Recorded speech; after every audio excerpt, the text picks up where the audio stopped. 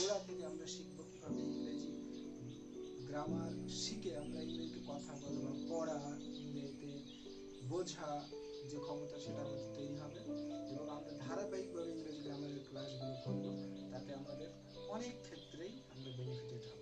চলুন প্রথমে আজকে একদম ফার্স্ট ক্লাসে আমরা যে একদম গোড়া থেকে শুরু করবো, যেখান থেকে ইংরেজি শুরু সেখান থেকে শুরু করবো। চলুন প্রথমে আজকে 1 নম্বর নিয়ে আলোচনা করা হচ্ছে লেটার।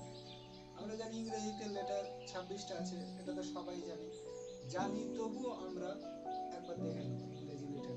ইংরেজির যে লেটার, দেখুন ইংরেজির লেটার 26টা, 26 লেটার আছে। কি আছে দেখুন, A B C D E F G H I J K L M N O P Q R S T U V W X Y Z.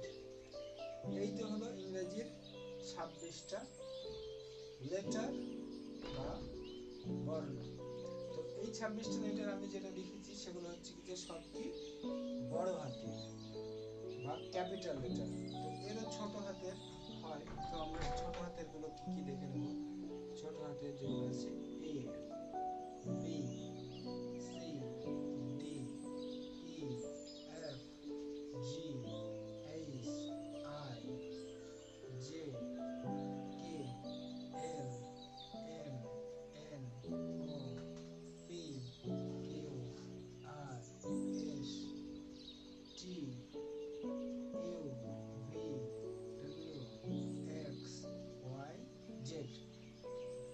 ইংরেজিতে উপরে আমি যেই বর্ণগুলো লিখেছি সেগুলোকে ইংরেজিতে কি বলা হয়? Capital letter. ক্যাপিটাল লেটার বড় হাতের বর্ণ এগুলো। নিচে যেগুলোকে বলা হয় এগুলোকে বলা হয় স্মল লেটার। তাহলে আমরা ইংরেজিতে 26টা বর্ণ ABCD জানি, এটা আমরা সবাই জানি, তবু আরেকবার আমরা রিপিট করি না। এবার এই যে এ থেকে জেড পর্যন্ত যেই লেটারগুলো বা বর্ণগুলো আছে এগুলোকে সবগুলোকে একসাথে কি বলে? অ্যালফাবেট বা বর্ণমালা। অ্যালফাবেট, এগুলোকে একসাথে বলে অ্যালফাবেট বা বর্ণমালা। তো এবার এই যে আমরা ABCD এ থেকে জেড পর্যন্ত সব লিখলাম, এগুলোর মধ্যে কিছু ভাওয়েল আছে এবং কিছু কনসোনেন্ট আছে। তো এগুলো আমরা ছোটবেলায় গ্রামারে শিখেছি, তবু আমরা আরেকবার রিপিট করে নিই। তো ভাওয়েল কোনগুলো আর কনসোনেন্ট আমরা জানি যে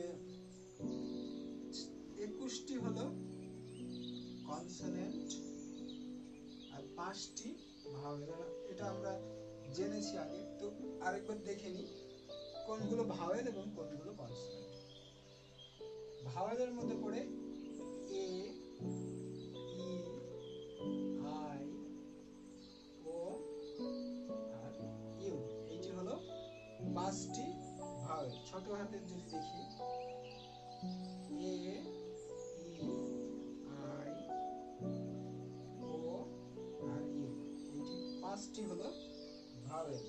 আর বাদ বাকি যেই লেটারগুলো আছে B C D F G থেকে শুরু করে জেড পর্যন্ত, এর কটা আছে?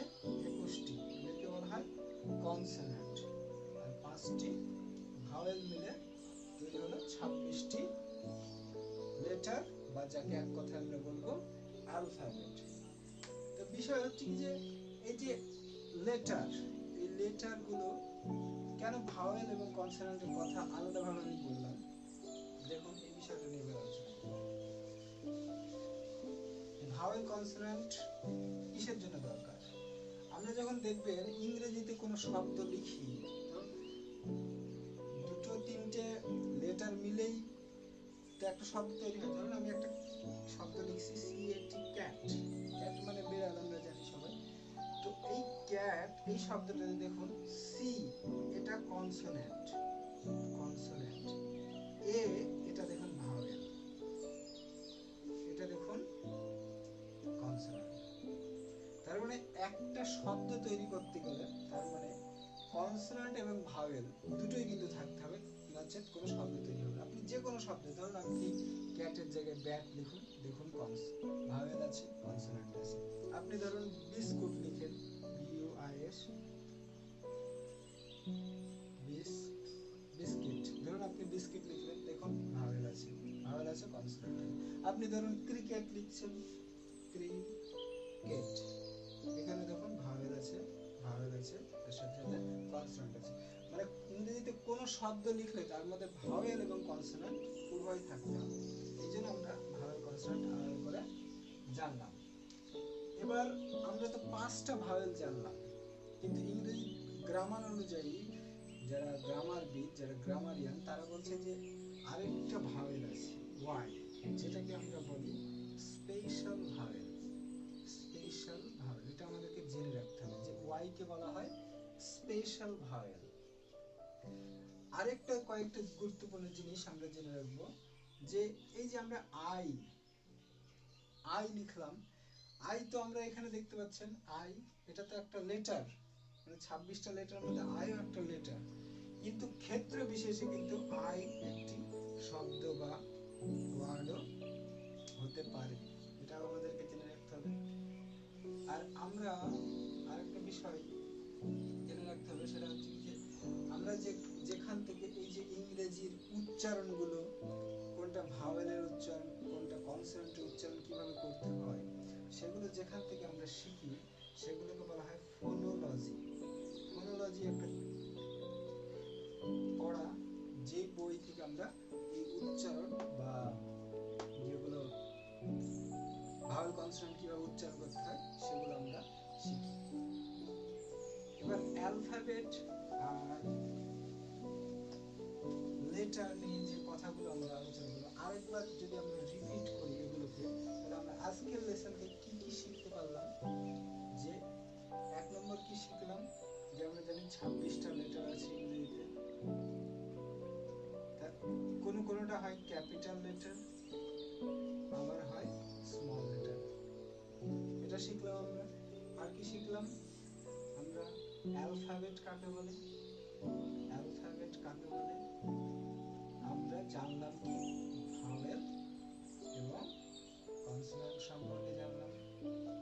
আর কি শিখলাম আমরা, যে ফোনোলজি, যেখান থেকে আমরা এই যে ইংরেজিতে যে উচ্চারণ হয় সেই উচ্চারণগুলো কোথা থেকে শিখি, ফোনোলজি অধ্যায় থেকে, এগুলো আমরা শিখলাম।